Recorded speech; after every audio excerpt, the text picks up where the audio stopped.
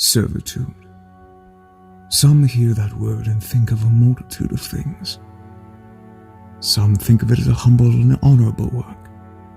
Others perhaps think of oppression.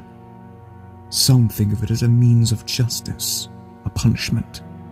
A punishment for someone who commits atrocities towards any poor soul, leaving countless victims whose hearts and souls are filled with grief and sorrow. Some see servitude as a reward for their hard work early in life, thinking they deserve some poor bastard to work for them. However, no matter how you see it, servitude is all around us. Everyone answers to someone. But as for me, I'm not like everyone anymore.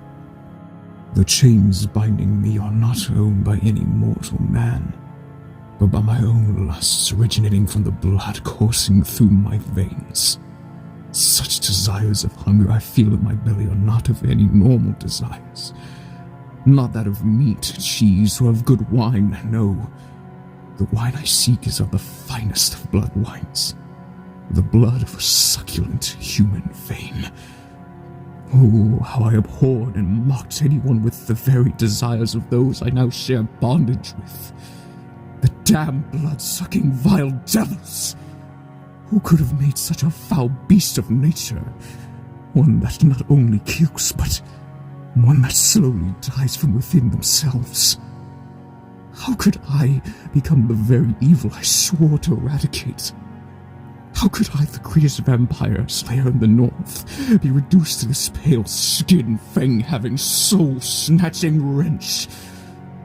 What has happened to you in a night of scorn fell? This cannot be the end. There is no future in who I once was. No father, no mother, no lover, no fellow comrades I call brothers. The person they once knew has perished. Died fighting to protect a poor village woman who was trying to gather water for a sick family member. It was obvious from the eyes and cloth mask she wore. The eyes of someone filled with anticipation and determination is always easy to spot. How disgusting that creature that showed up had. Such low empathy you couldn't care. Not that vampires could. They're soulless beasts. Oh, how uncouth this beast was. The fangs of the creature were still stained from the last poor soul he devoured. If it weren't for the previous skirmish with other vampires that night, my wounded ribs wouldn't have interfered and I would have killed that vampire who grabbed that poor innocent woman earlier. I wouldn't have had to chase that creature. I wouldn't have had to put my arm just in time in between the young woman's neck and his gnashing teeth. If only I hadn't been a fool and saved my strength, I wouldn't have become this disgusting creature of the night.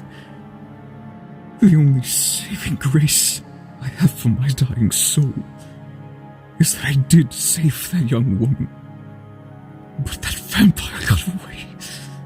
Not unscathed, but anyway, regardless, because of the coward he is! Insolent bastard! Not that I'm any better now. Henceforth, every piece of hatred towards these creatures now turns to hypocrisy. But damn it all! For this curse may have taken my old life, and my soul shall blow away like leaves in the wind.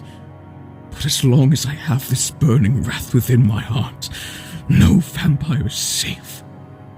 Henceforth my title shall be Hypocrite, Slayer of Beasts. My main target in this new beginning is that bastard who turned me into the hypocrite I now am. His head is mine.